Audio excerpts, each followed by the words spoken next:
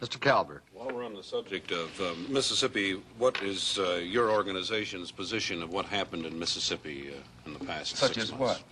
Such as the James Meredith incident and the enrollment of him in the university. Well, the Honorable Elijah Muhammad wants justice for every one of the 20 million so-called Negroes. And to just take one Negro and stick him in college with the aid of 15,000 troops and at a cost of $6,000 is a disgrace. It's a waste of taxpayers' money. It's a farce. It's hypocrisy.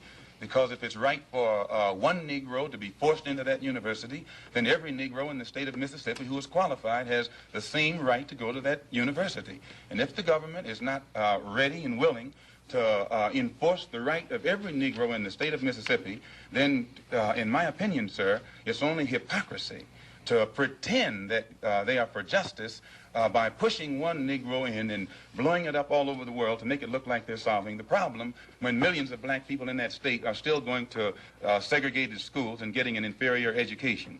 Is your organization... Well, to my understanding, the Ku Klux Klan burned down one of their homes in Omaha. This made your family feel very unhappy, I'm sure. Well, insecure, if not unhappy. So you must have a somewhat prejudiced point of view, a personally prejudiced point of view. In other words, you cannot look at this in a broad academic sort of way, really. I think that's incorrect because despite the fact that that happened in Omaha, and then when we moved to Lansing, Michigan, our home was burned down again. In fact, my father was killed by the Ku Klux Klan.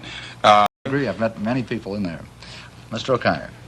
With regard to that tragedy out there in Los Angeles, I myself refer to it when it happened as the tragic police action, so I am not totally biased. Thank you, sir. Coming from Muhammad Speaks, which is the publication of your cult or your religion, Elijah Muhammad, referred to the policemen out there, the white policemen, as devils. He said, "There is no justice here for us black people. There is no future for us nor our children in civilized America." Doesn't that imply that you're going to get out, or that's his wish that you get out? If he referred to those policemen out there as devils, who were heavily armed and knew that the Negroes whom they were shooting down in cold blood were not heavily armed, I don't think that those policemen, that it is almost impossible to solve it. It's almost impossible to give justice to Negroes. What has been the growth of the Muslim movement? There are conflicting reports as to how many Muslims there are in the United States. Can you tell us? Well, most critics say that the dissatisfied follow Muhammad, that the unemployed and the oppressed follow Muhammad.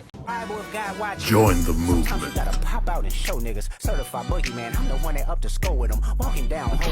We are Leviathan. Together we rise.